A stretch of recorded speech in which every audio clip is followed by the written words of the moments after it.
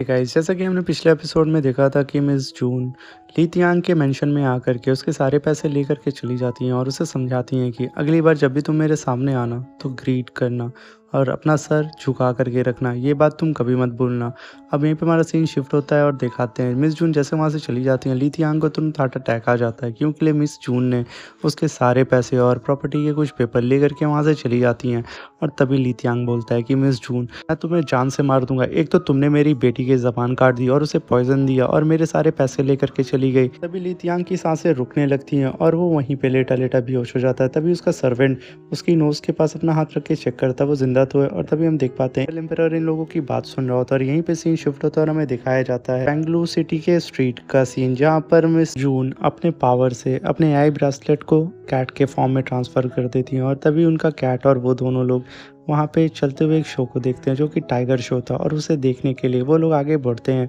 और उस शो को देख करके काफ़ी एंजॉय करते हैं और काफ़ी ज़्यादा खुश हो रहे होते हैं। और तभी वहाँ पर धूप तेज़ी से बारिश होने लगती है और उस चीज़ को देख करके मिस जून आसमान में देखने लगती हैं और अपने आसपास के लोगों को देखने लगती हैं, क्योंकि आसपास के लोग बारिश का पानी अपनी बाल्टी में रोक रहे होते हैं क्योंकि ये बारिश का पानी किसी भी इंजरी को हील कर सकता था। और तभी मिस जून तुरंत अपने मेंशन में वापस आ जाती हैं और वो अपने पास से एक अल्केमिस्ट की बुक को निकाल करके अपनी पावर से पढ़ना शुरू कर देती हैं। पढ़ते पढ़ते बोलती हैं कि इस दुनिया में अल्केमिस्ट की वैल्यू सबसे ज़्यादा है और मुझे कैसे भी करके अपने मेरिडियंस को और भी अच्छे तरीके से हील करना होगा और जल्द से जल्द मुझे कैसे भी करके इस अल्केमिस्ट कॉम्पिटिशन में पार्टिसिपेट करके अल्केमिस्ट बैच को जीतना होगा। क्योंकि जैसा कि हम जानते हैं कि मिस जून की जो पास्ट लाइफ होती है उसमें मिस जून एक ग्रेट अल्केमिस्ट होती हैं, मगर इस दुनिया में मिस जून के पास नॉलेज तो है मगर इनके पास किसी भी तरीके का कोई भी सर्टिफिकेशन नहीं है। और अगर इस दुनिया में इनको अगर ग्रेट अल्केमिस्ट बनना होगा तो इनको उस कंपटीशन में जाकर के अल्केमिस्ट टेस्ट को पास करना होगा। और तभी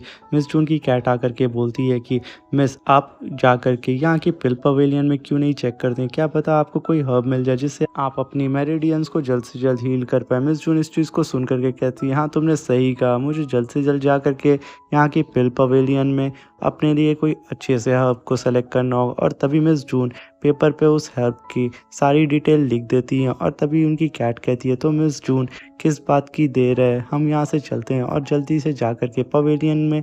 किसी अच्छे सी अल्केमिस्ट शॉप पे वहाँ पे जाके सारे हर्ब को खरीद लेते हैं। और तभी मिस जून और वो कैट निकल जा सिटी में एक अच्छी सी मेडिकल शॉप ढूंढने के लिए और मिस जून को वो शॉप मिल जाती है और मिस जून वो सारे हर्ब की लिस्ट उस मेडिकल शॉप के बंदे को दे देती हैं जिससे जा कर के वो वर्कर उस मेडिसिन को निकाल सके। और तभी मिस जून देखती हैं एक बंदा वहाँ पे लेटा होता है जिसका नाम होता है यून कियाओ और यून कियाओ के पास उसका सर्वेंट बैठ करके रो रहा होता है क्योंकि यून की काफ़ी ज़्यादा तबीयत ख़राब हो चुकी होती है। और हमें यहाँ पे बताया जाता है यून कियाओ और कोई नहीं, यहाँ के ग्रेट एम्परर का सेकंड सन है। और जैसे ही उस मेडिकल शॉप का ऑनर ये देखता है कि यून की तबीयत बहुत ज़्यादा ख़राब हो गई है, वो तुरंत उस सिटी के फेमस डॉक्टर जिनका नाम होता है डॉक्टर जाओ, और डॉक्टर जाओ तुरंत आकर के यून की नब्स को चेक करते हैं और बोलते हैं कि जल्द से जल्द हमें इसे फायर कैनोटर्मा पिल खिलानी होगी। तभी मिस जून इस चीज़ को सुन करके तुरंत वहाँ पे ऑब्जेक्शन करती हैं और कहती हैं, लगता है तुम इसे जान से मारना चाहते हो ना कि तुम इसे ठीक करना चाहते हो। तभी वहाँ पे शॉप ऑनर आकर के बोलता है कि लगता है तुम डॉक्टर जाओ के बारे में नहीं जानती हो छोटी बच्ची, और मैं तुम्हें बता दूं डॉक्टर जाओ इस सिटी के सबसे बेस्ट डॉक्टर है। शॉप ऑनर मिस जून के ऊपर चिल्ला रहा होता है। इस बात को सुन करके मिस जून की कैट को गुस्सा आ जाता है और वो शॉप ऑनर के मुंह पे एक कट मार देती है जिसकी वजह से मिस जून वहाँ पे खड़ी होकर के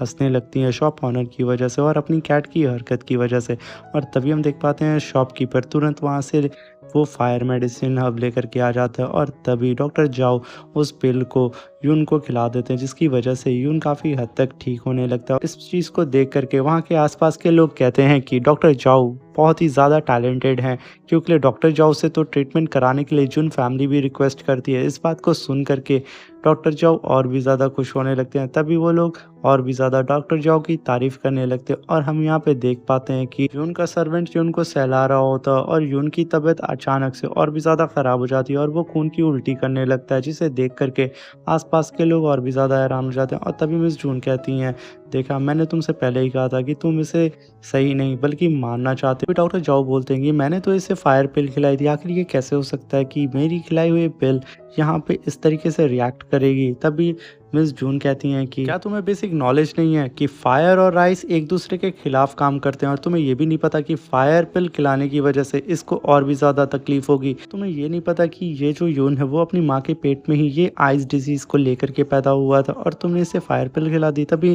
डॉक्टर जाओ बोलते हैं कि आखिर तुम्हें कैसे पता चला कि ये अपनी माँ के पेट से ही इस डिजीज़ को लेकर के पैदा हुआ था। तभी मिस जून कहती हैं कि तुम कुछ ज़्यादा ही बकवास करते हो, इससे पहले इस लड़की की जान चली जाए, तुम मेरे रास्ते से हट जाओ। और तभी मिस जून उसके पास जाकर के बैठ जाती है, मगर जून का सर्वेंट मिस जून को रोक रहा होता है, मगर मिस जून उसे फ्रीज कर देती है अपनी पावर से, और फिर यून को चेक करती हैं और यून को एक खींच करके पंच उसके पेट में मारती हैं, जिसकी वजह से फायर पिल बाहर आ जाती है, और अपने पास से एक हार्ट वार्मिंग पिल खिला देती हैं, जिसकी वजह से यून की बॉडी वहीं पे तुरंत हील होने लगती है और वो ठीक हो जाता है। इस चीज़ को देख कर के सब एकदम हैरान हो जाते हैं, आखिर इस लड़की ने एक ही पंच में उस फायर पिल को बाहर कैसे निकाल दिया, और फिर एक कौन सी पिल खिलाई जिसकी वजह से यून ठीक हो गया। तभी डॉक्टर जाओ उनसे कहते हैं कि क्या तुम मुझे इस पिल की रेसिपी बता सकती हो और इस पिल को बनाना सिखा सकती हो। तभी मिस जून कहती हैं कि अभी तो तुम मुझे छोटी बच्ची कह रहे थे और अब तुम मुझसे पूछ रहे हो कि इस पिल के बारे में, क्या तुम्हें इतना भी नहीं पता कि इस पिल को कैसे बनाते हैं। और मिस जून खड़े होकर के डॉक्टर जाओ के मज़े लेने लगती हैं, और तभी यून का सर्वेंट खड़ा होकर के मिस जून से कहता है कि मिस, मैंने अभी आपसे बहुत ज़्यादा बदतमीज़ी की, अपनी सारी गलतियों के लिए शर्मिंदा और मुझे प्लीज़ माफ़ कर दिया। आपने मेरे लॉर्ड की जान बचा करके हम पर बहुत बड़ा एहसान किया। और तभी यून भी खड़ा होकर के मिस जून को थैंक यू बोल रहा होता है कि उसने उसकी जान बचा ली। तभी मिस जून अपने पास से उस पिल की रेसिपी और कुछ मेडिसिन हर्ब्स निकाल करके यून को दे देती हैं, जिसे देख करके यून कहता है मिस, मैं इस चीज़ को नहीं ले सकता हूँ। तभी मिस जून कहती हैं आखिर तुम इसे लेने से क्यों मना कर रहे हो। तभी यून कहता है कि मिस, एक अल्केमिस्ट की रेसिपी ही उसका खजाना होता है, और आप ऐसे कैसे मुझे अपनी पिल की रेसिपी दे सकती हैं। तभी मिस जून कहती हैं कि किसी भी इंसान की जान से बड़ी ये रेसिपी नहीं होती है, तो तुम इस रेसिपी को ले सकती हो। और इस चीज़ को सुन करके आसपास के लोग और भी ज़्यादा बात करने लगते हैं और कहते हैं कि ये लड़की कितनी ज़्यादा टैलेंटेड है, और इसने अपनी रेसिपी को उठा करके यूं ही यून को दे दिया, और ये यून ज़रूर वो ईस्ट एम्परर का बेटा है। हाँ हाँ, तुमने सही कहा, ये ईस्ट एम्परर का बेटा है। यून कहता है कि मिस, अगर आप चाहें तो इस मेडिसिन हॉल से आप कुछ भी खरीद सकती हैं, उसका बिल मैं पे कर दूंगा। तभी मिस जून अपने मन में सोचती हैं कि मैं भी पहले ऐसे ही अमीर हुआ करती थी और पिल बना के बेचा करती थी और लोगों की मदद भी करती थी। ये लड़का काफ़ी अच्छा है और मैंने एक अच्छे इंसान की हेल्प की है। और तभी यून कहता है कि मिस, क्या हुआ, आप कुछ सोच रही हैं। तभी मिस जून कहती हैं कि मैं कुछ नहीं सोच रही हूँ और मुझे तुमसे कोई फेवर नहीं चाहिए, तुम्हारी तबीयत ख़राब थी तो मैंने तुम्हारी बस हेल्प की है। और तभी यून मिस जून से पूछता है कि मिस, क्या आप मुझे अपना नाम बता सकती हैं। और तभी मिस जून रुक जाती हैं और बोलती हैं मेरा नाम जुनजुई है। और इस नाम को सुनकर के आसपास के लोग कहते हैं अरे क्या तुम मजाक कर रहे हो, ये जुनजुई, वो जुन फैमिली की कमज़ोर लड़की, आखिर ये कैसे हो सकती है, ये लड़की तो काफ़ी ज़्यादा पावरफुल है। फिर उनमें से एक बंदा कहता है कि मैं भी इस बात को नहीं मानता हूँ कि ये जुनजुई होगी, क्योंकि मुझे जहाँ तक पता है जुनजुई के पास कोई भी कल्टीवेशन करने की पावर नहीं थी और वो एक वेस्ट थी। मगर वहाँ पे खड़ी हुई जुनजुई भी उन लोगों की बात सुन रही होती है, और तभी उसको इतना ज़्यादा गुस्सा आ जाता है कि वो अपने ऑरा प्रेशर से उन दोनों को खूब दूर उठा करके फेंक देती है। तभी यून मिस जुनजुई के पास आगे बढ़ता है और कहता है कि मिस, आप कभी भी हमारे यून किंगडम में आइएगा तो ज़रूर मुझे याद करिएगा। और अपने पास से एक स्पेशल जेट निकाल के देता है और कहता है कि अगर आप उस सिटी में कुछ भी खरीदना चाहती हैं तो आप इस जेट का इस्तेमाल कर सकती हैं, आपको वहाँ पे वीआईपी ट्रीटमेंट मिलेगी और इस जेट को दिखा करके आप मुझसे मिल सकती हैं। और तभी शॉपकीपर आकर के मिस की सारी मेडिसिन दे देता है और मिस उसे पैसे दे करके वहाँ से चली जाती है, और यहीं पे हमारे ये एपिसोड ख़त्म हो जाता है।